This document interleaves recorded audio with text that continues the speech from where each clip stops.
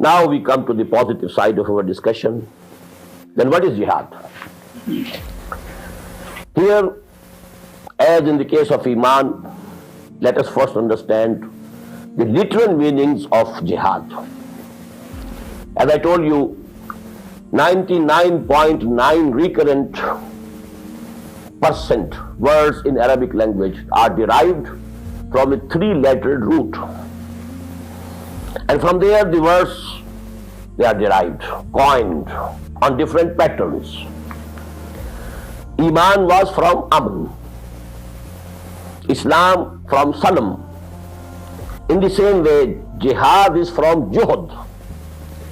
And this word is used in Urdu language also. Every Urdu speaking, Persian speaking person knows Juhud.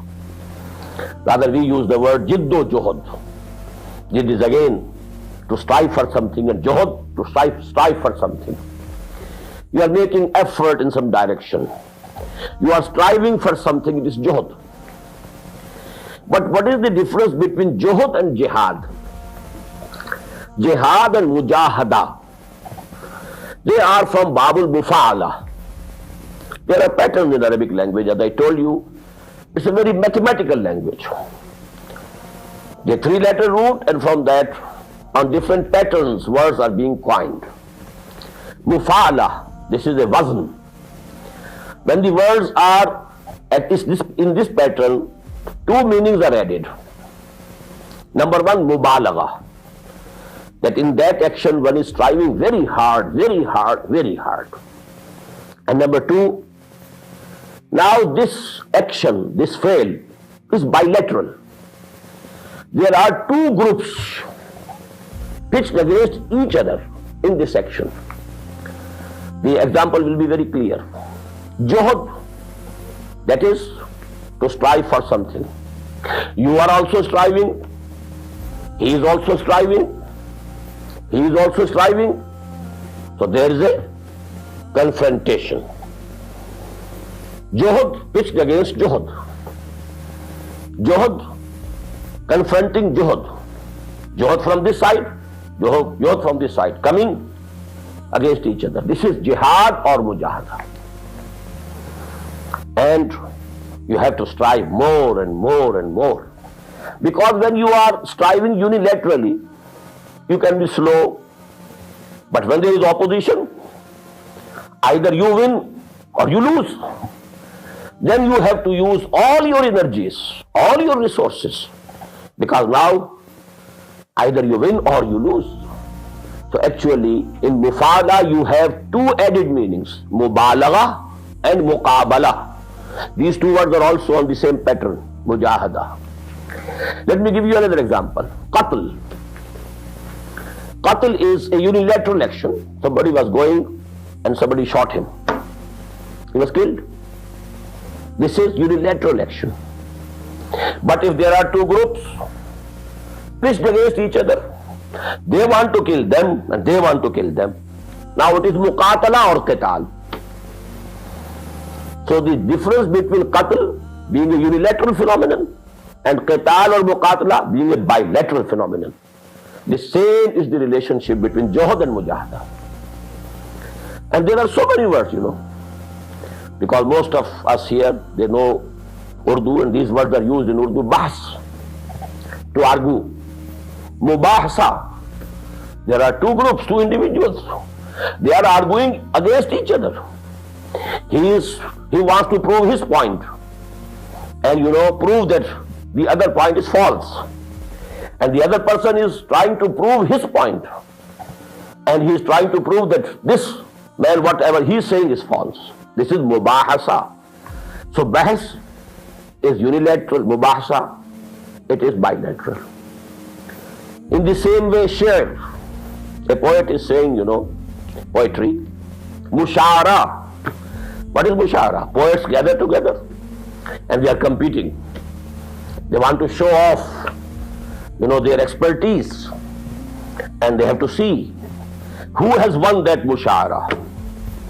So these are few examples which make it amply clear that the basic three-letter root is juhud, and from juhud to jihad or mujahada.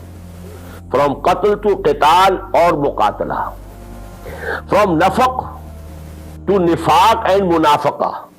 Actually, this is the subject of tomorrow's discussion. So I'll discuss it inshallah tomorrow. What is munafaqa and nifaq? Derived from nafaq. From share, mushara. From bahs, mubasa. So I think this should be sufficient for the literal meaning of the word jihad. Now I'm coming to the fourth point. Levels of jihad. Number one, and these levels we are going to discuss in general terms, just as I described the process and methodology of the revolution of Muhammad sallallahu alaihi wasallam. First in general terms, not using the Quranic terminology or the Islamic terminology, in the same way, so that you have a deep understanding, a deep insight. And it will be better that we understand these things in generalized terms. First of all, every living being, every living creature, every living organism is making jihad all the time. This is called struggle for existence. There's competition. You have to support yourself. And there is growing competition, struggle for existence, survival of the fittest.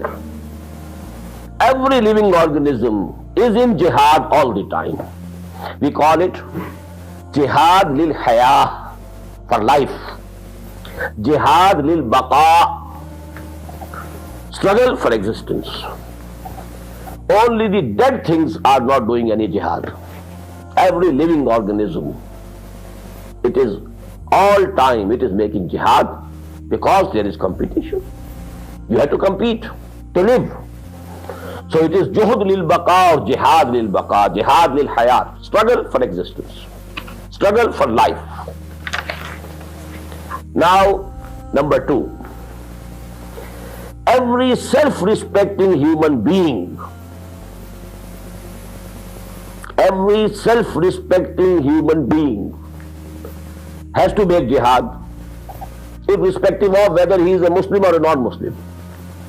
Every self-respecting human being makes jihad, number one, for his rights.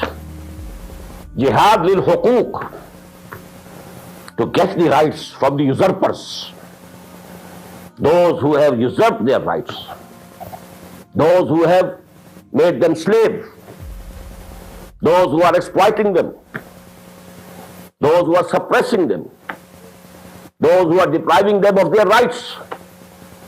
So you have to make jihad. This is jihad lil huquq. And the most important in this is jihad lil hurriya, struggle for freedom, struggle for self-rule, struggle for self-determination, struggle to get freedom.